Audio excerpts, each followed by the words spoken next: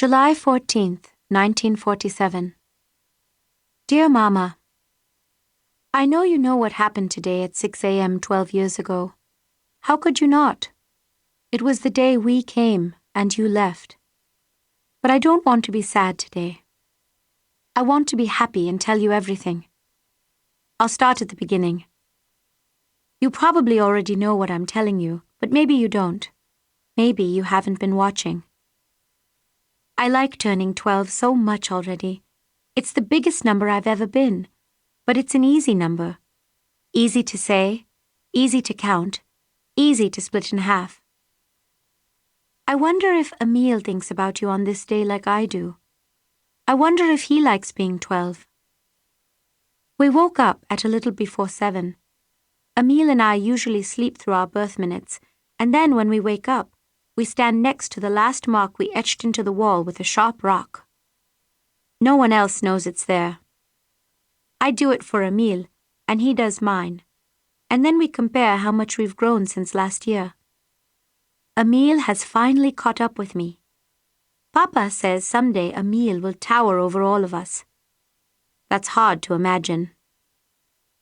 Papa gave me your gold chain with a small ruby stone hanging from it.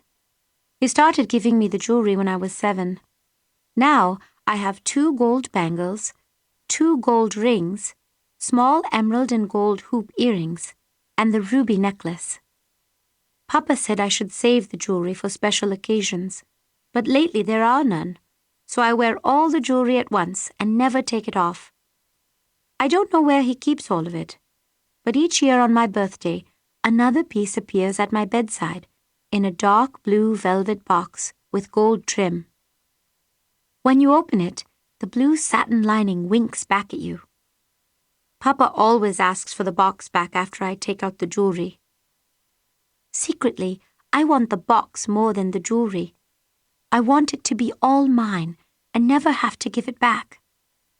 I could find any old thing, a pebble, a leaf, a pistachio shell, and put it in the box. Like magic, these things would get to be special, at least for a day. Maybe he'll let me have it when your jewelry runs out.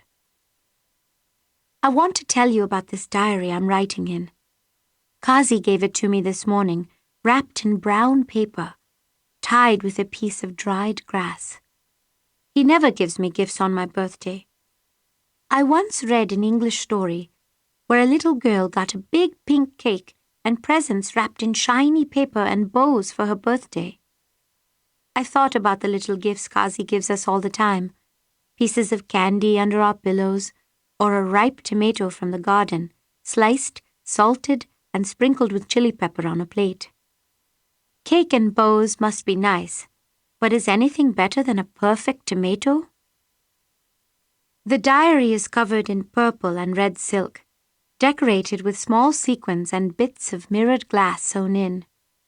The paper is rough, thick, and the color of butter. It is not lined, which I like. I've never had a diary before. When Kazi gave it to me, he said it was time to start writing things down, and that I was the one to do it. He said someone needs to make a record of the things that will happen, because the grown-ups will be too busy. I'm not sure what he thinks is going to happen, but I've decided I'm going to write in it every day if I can. I want to explain things to you as if I'm writing a storybook, like the Jungle Book, except without all the animals. I want to make it real so you can imagine it. I want to remember what everyone says and does, and I won't know the ending until I get there. Kazi also gave Emil 5 charcoal drawing pencils. 5! He also made us rice kheer with our puris. I'm not sure there is anything better tasting in the world. Emil, who normally eats too fast, makes his pudding last extra long, eating the smallest bites he can. I think he just does it so I have to watch him long after I've finished. Every so often he'll look up and smile. I pretend I don't care. Sometimes he saves his sweets for me, but not rice kheer. Today we were running late though, and Emil couldn't spend forever eating his kheer because Dadi took our plates away and told us to get ready. Emil started grumbling about school and how he wished he was a grown-up and could work at the hospital like Papa instead. "The drums sound better at a distance," Dadi said like she always does, and rushed us out the door. Here's another secret, and don't be mad. Emil and I didn't go to school. We headed all the way out of town to the sugarcane field and tried to walk through it like a maze.